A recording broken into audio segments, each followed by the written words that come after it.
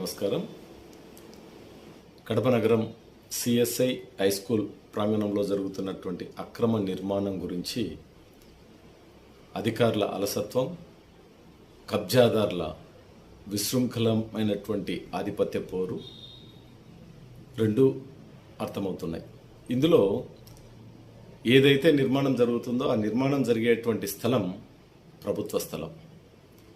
1987 సంవత్సరంలో స్కూల్ యాజమాన్యం 7447/1987 డాక్యుమెంట్ ద్వారా విద్యాశాఖకు 2 ఎకరాల 21 సెంట్ల స్థలాన్ని మార్టిగేజ్ చేస్తారు. అంటే అది ప్రభుత్వ స్థలం. ప్రభుత్వ మార్టిగేజ్లో ఉన్నటువంటి స్థలాన్ని రిజిస్ట్రేషన్ శాఖ వారు రిజిస్టర్ చేయడం మొదటి తప్పు. 2, ప్లాన్ కొరకు కూడా వారికి దరఖాస్తు చేశారు. కూడా అధికారులు ప్రాపర్ డాక్యుమెంట్ వెరిఫికేషన్ చేయలేదు. రిజిస్ట్రేషన్ చేసినటువంటి వారికి యాజమాన్య హక్కులు లేవు. రెండవది, రిజిస్ట్రేషన్ చేసుకుని ప్లాన్కు సబ్మిట్ చేసిన వ్యక్తి లీజ్ హోల్డర్. దాంట్లో వాళ్ళ లీజ్ డీల్లో 5వ కాలంలో స్పష్టంగా ఉంది, మేము 25 రూములు నిర్మిస్తాము, 25 రూముల్లో 6 రూములు నీకు 12,000 చొప్పున మేము లీజుకి ఇస్తున్నాము, నిర్మించి ఇస్తామని స్పష్టంగా ఉంది. అటువంటి డాక్యుమెంట్ను పెడితే లింక్ డాక్యుమెంట్ లేదు, దానికి వచ్చేసి విఎల్టీ వేయలేదు, వేకెంట్ ల్యాండ్ ట్యాక్స్ కార్పొరేషన్ వాళ్ళు. మూడోది, వాళ్ళు ఏదైతే స్థలం రిజిస్టర్ చేశారో ఆ స్థలం నిర్మాణ స్థలానికి 350 మీటర్ల దూరంలో ఉంది. బిషప్ గారి ఇంటి వెనుక వైపున ఆ స్థలం ఉంది. అక్కడ స్థలం డోర్ నెంబరు, అసెస్మెంట్ నెంబర్ వేసి ఇక్కడ నిర్మాణం చేస్తున్నారు. ఆ నిర్మాణాన్ని మా స్థలంలో జరుగుతుంది అని విద్యాశాఖ వాళ్ళు ఆపలేదు. ప్రాపర్ డాక్యుమెంటేషన్, ప్రభుత్వ భూమిలో మేము ప్లాన్ ఇస్తున్నామని కానీ, అది ఒక లీజ్ డాక్యుమెంట్కు ప్లాన్ ఇవ్వకూడదు. ప్లాన్ ఇవ్వాలంటే కనుక document, link document, EC, present market value, vacant land tax ఉండాలి. ఇవేమీ చూడలేదు.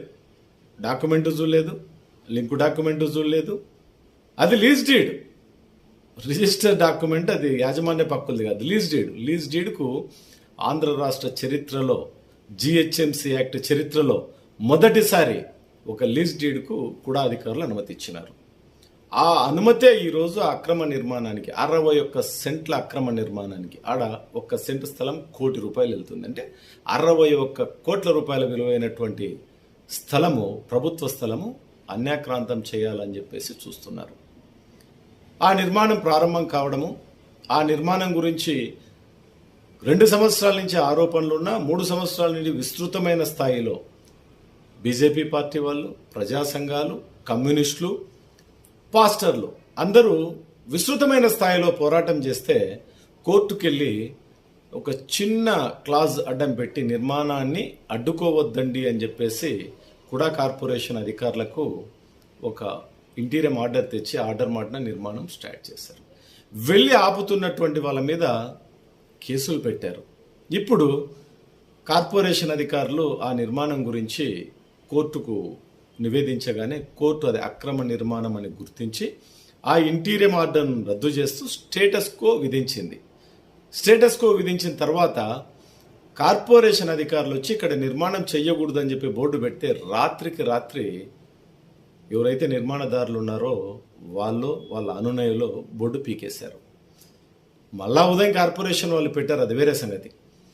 ఉదయానికి ఏదైతే కోర్టులో కేసు ఉన్నిందో, ఏదైతే వాళ్ళకు అనుకూలంగా ఆర్డర్ వచ్చి దాని తర్వాత వ్యతిరేకంగా వచ్చిందో ఆ ఆర్డర్ను, ఆ కోర్టు కేసును రద్దు చేసుకొని మళ్ళా కొత్త కేసు వేశారు. కొత్త కేసులో ట్విస్ట్ ఏంటంటే, ఎవరైతే నిర్మాణదారుడు, ఎవరైతే ప్లాన్ తీసుకొని ఉన్నారో ఆ వ్యక్తి మీద కేసు పెట్టారు. నేను ఒక్కటే డిమాండ్ చేస్తున్నాను అధికారులను, అంటే బీజేపీ పార్టీ వాళ్ళు ప్రజా సంఘాలు ఎటు కంప్లైంట్ ఇస్తామన్నారు. ఎందుకంటే ఒక లీజ్ డీడ్ మీద ప్లాన్ తీసుకున్నటువంటి ఆ వ్యక్తి మీద, ఆ లీజ్ డీడ్కు అనుమతి ఇచ్చినటువంటి కూడా అధికారుల మీద పోలీస్ కేసు పెడతాను అని చెప్పేసి బీజేపీ జిల్లా అధ్యక్షుడు నాతో చెప్పడం జరిగింది. సో ఆయనతో పాటు కొంతమంది ప్రజా సంఘాలు పెడతామన్నారు. దాని తర్వాత ఎవరైతే దీని మీద యుద్ధం చేస్తున్నారో ఆ పాస్టర్లు కూడా నాతో ఈ మాట అన్నారు. ప్రజా సంఘాలు కూడా దీని మీద కేసు పెట్టేకి సిద్ధపడ్డారు.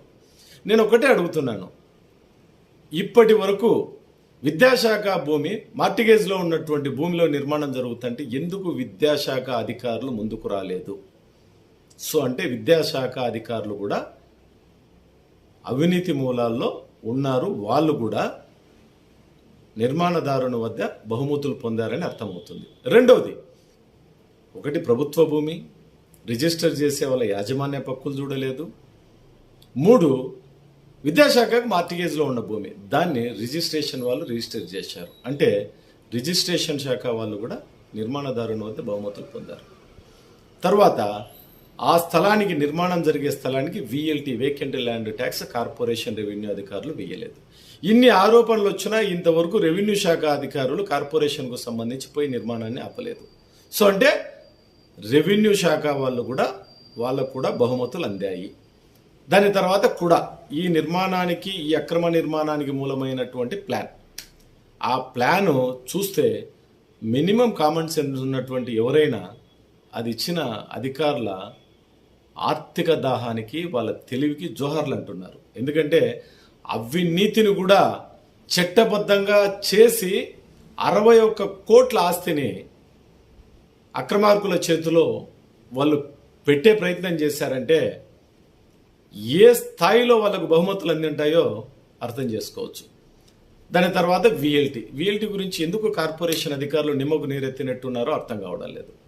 కాబట్టి నేను ఒకటే కలెక్టర్ గారికి విజ్ఞప్తి చేస్తున్నాను, కూడా VC గారికి ఒకటే విజ్ఞప్తి చేస్తున్నాను, తర్వాత రెవెన్యూ శాఖకు ఒకటే విజ్ఞప్తి చేస్తున్నాను. అయ్యా, ప్రభుత్వ స్థలంలో, అది విద్యాశాఖకు మార్టిగేజ్ ఉన్న స్థలంలో అక్రమంగా ప్లాన్ ఇచ్చినటువంటి కూడా అధికారులు, అక్రమంగా రిజిస్ట్రేషన్ చేసినటువంటి రిజిస్ట్రేషన్ డిపార్ట్మెంటు, మార్టిగేజ్లో ఉన్నటువంటి విద్యాశాఖ మౌనంగా ఉండడం విద్యాశాఖ అధికారులు, తర్వాత VLT వేయకపోయినా ఈ రోజు వరకు స్పందించినటువంటి కార్పొరేషన్ రెవెన్యూ అధికారులు, ఈ 5 డిపార్ట్మెంట్ల మీద దీని గురించి ఒక సమగ్రమైన విచారణ కమిటీనేసి ఇందులో పాలు పంచుకున్నటువంటి అవినీతి తిమింగలపు అధికారుల మీద, అక్రమ నిర్మాణాన్ని చేపట్టినటువంటి నిర్మాణదారుని మీద, ఆ నిర్మాణానికి సహకరించినటువంటి బిషప్ గారి మీద, వాళ్ళ కమిటీ మీద చట్టపరమైన చర్యలు తీసుకొని సేవాభావంతో ముందుకెళ్తున్నటువంటి సంస్థ